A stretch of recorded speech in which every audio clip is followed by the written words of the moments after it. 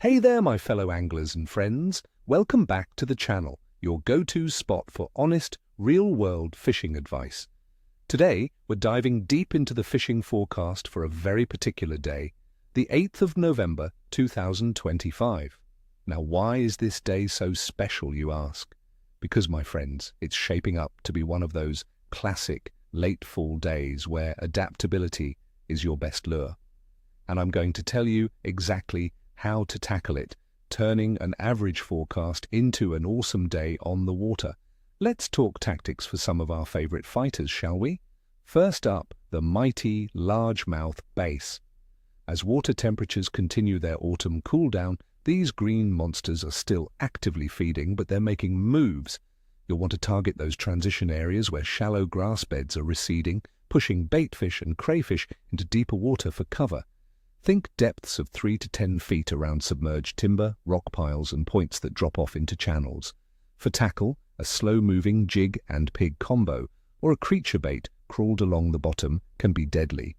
Don't be afraid to try suspending jerkbaits or lipless crankbaits retrieved slowly with pauses to entice those wary bass. Remember, friends, a slower presentation is often key when the water gets chilly.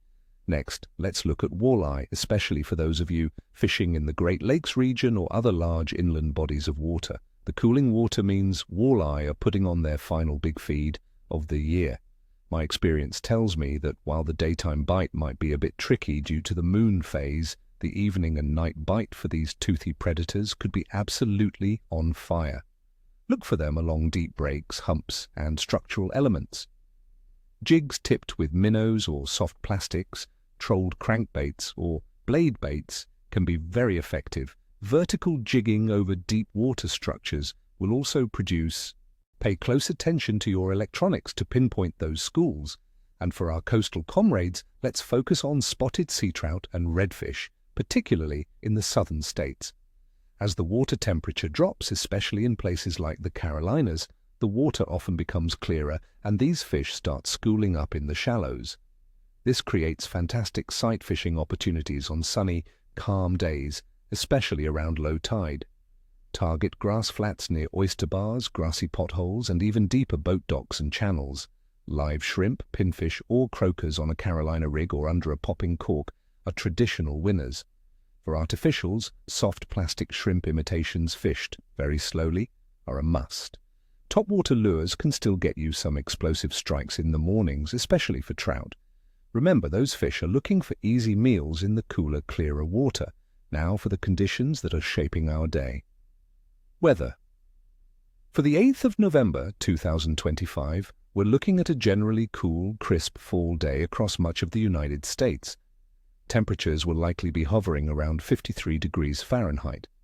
We are anticipating another round of rain moving in, so be prepared for some showers.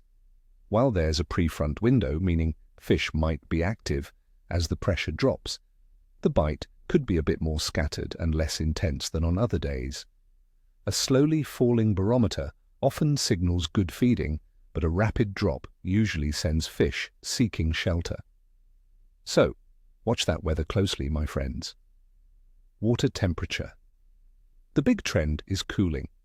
In many lakes and reservoirs, especially in the Great Lakes and northern inland areas, water temperatures are in the mid to upper 40s, possibly touching the low 50s in some spots. This is a critical range where many species are still highly active, boosting their metabolism and making them want to eat. In southern coastal waters, you might still see temperatures in the 70s or low 80s, while northern coastal areas will be in the low 60s or 50s. This cooling trend means fish will be seeking out warmer pockets, think rocky areas, shallower wood, or sun-exposed flats, or moving to deeper, more stable thermal zones. Moon phase. On this 8th of November 2025, we are in a waning gibbous phase, with the moon's illumination around 85 to 92%. This is about 2 days after the full moon, often referred to by some as the beaver moon. Popular fishing lore and my own experience suggests that the days right before and on the full moon can trigger major feeding activity, especially at night. However, after the full moon, the bright moonlight can sometimes make the daytime bite tougher, pushing fish deeper. So while the moon is still quite bright, don't rule out an evening or night bite, especially for species like walleye. Overall fish activity. Many species are in a crucial feeding window, packing on the pounds before winter truly sets in. Largemouth bass, walleye, crappie, and coastal species like striped bass, redfish, and trout will be active.